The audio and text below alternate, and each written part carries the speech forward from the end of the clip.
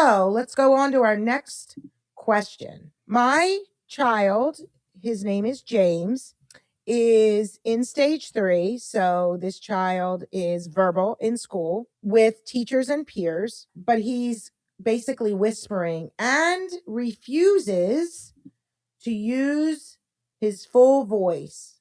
How do we help him progress out of whispering? You know what I'm going to say, right? What is the first thing that we're going to say? We don't typically focus on whispering because it emphasizes more anxiety.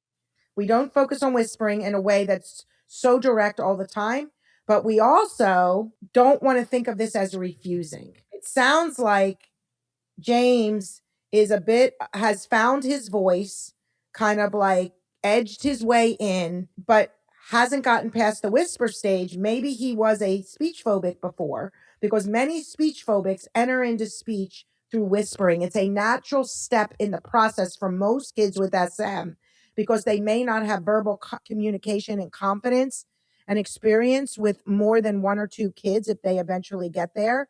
Before they're like, maybe that's their baseline and maybe the teacher. So they edge into speech. They're not going to speak in a regular voice across a classroom for most individuals until they've made the kind of comfort and progression of communication from one-on-one to small groups to large groups.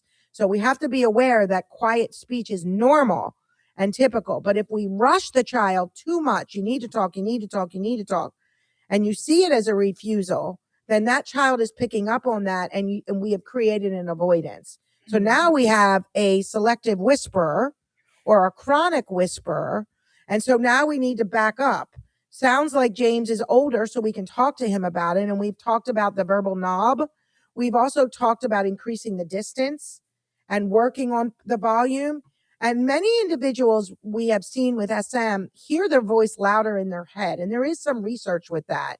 And so for them, in a louder, larger, lots of people environment, whispering is a way for them to regulate themselves, because it's so loud that the whispering is a way for them to kind of regulate. And so what happens is it starts out that way. But when we push, speak in a regular voice, we create a chronic, perpetual whisperer. Yeah. Any Yeah. thoughts? Because I feel like I just answered that. Sorry. No, I actually, I was going to say a lot of what you said, but I do think one thing I wanted to add is one, I think it also depends on how long of a time is this, right? So I know we have talked about like, obviously, we don't usually focus on whispering, and we do find that naturally our voice levels do increase as comfort increases. However, like Dr. E said, if we notice that we're becoming more of this quote unquote selective whisperer, there are definitely techniques to utilize to get us feeling more comfortable, especially when we're at a cognitive level as a child where we can work through that with them step by step. The other thing I was going to add too is, Well, I would also say that because James is, and we can kind of like just erase that part of it that Mhm. you said ads.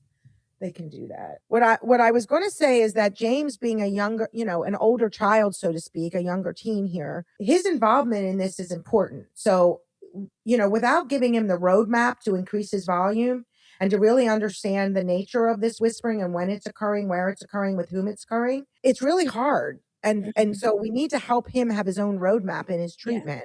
And we've created different charts where it's different volume levels with different individuals, Mhm. turn up the verbal knob, but also his awareness and practicing that level away from the school environment, so he knows how to increase his volume. So Right. we will work on that in session. Right. And I've worked with lots of kids with these pervasive whisperers, chronic whisperers, Mhm. that have now had a selective whisperer Yeah. diagnosis, even though it's Yeah. not an official Yeah. diagnosis. So Yeah. his active involvement in this is important. Yeah, and I think the last thing I was gonna say is we also wanna keep in mind that if this is a newer development and he's now progressed into stage 3, which is great, really being mindful of what is the language that we're using with him, and kind of giving maybe some psychoeducation to our teachers about that, not talking about the whispering piece, but kind of just, like, very nonchalant accepting where he's at. I have many individuals that I work with, and that's where visuals and choices is really helpful because let's say we're going through favorite questions and I'm asking like, what's your favorite subject in school? What's your favorite musical artist? Right. And we're kind of going through different things. I have some individuals that I work with where I'm asking, like, for example, like, who's your favorite musical artist, right? Like are you and I think we said this as a teen, like are you into like Sabrina Carpenter or Taylor Swift, right? And let's say the teen wrote like Taylor Swift, right? I have some teens that literally, with the use of the visual and with the use of the choice, they might come in, but it might be very quiet to the point where it's like, right? And for those that are listening, you might not even hear that, but I'm showing it from a visual standpoint that there's barely words that are coming out. But I kind of accept that, right? And Yeah. I say, oh, wow, I also love Taylor Swift, right? And I kind of Right. move forward. And this has happened so many times with different individuals that I've worked with where over time, I see it all the time. I might just come into the next session and the child just talks in a regular volume, right? It's very natural. Now, again, there's a spectrum of how every individual is different, but I feel like sometimes when we accept where they're at and we're showing them, that's okay. We're dipping our feet and we're getting there. It really Yeah. makes them feel safe and comfortable, which then kind of they look around and they're like, "Oh wait, no one's focusing on this."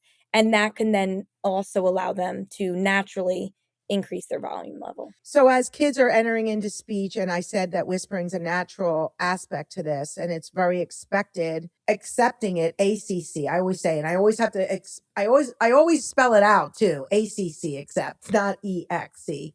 So we accept it because it helps them realize the person heard and it's no big deal.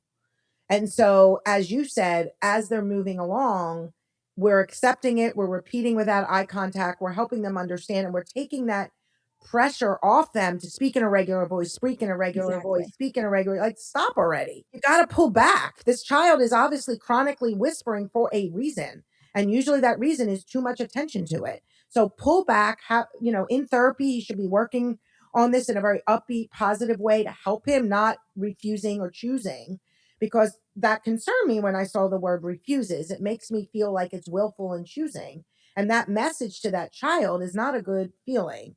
So Mhm. I'm going to assume that the person that wrote this in didn't really mean refusing, because we know that SM is not a choice. Right. They can seem avoidant. They can sometimes seem like they don't care, but it's usually because of their own lack of understanding and know how to make that progress.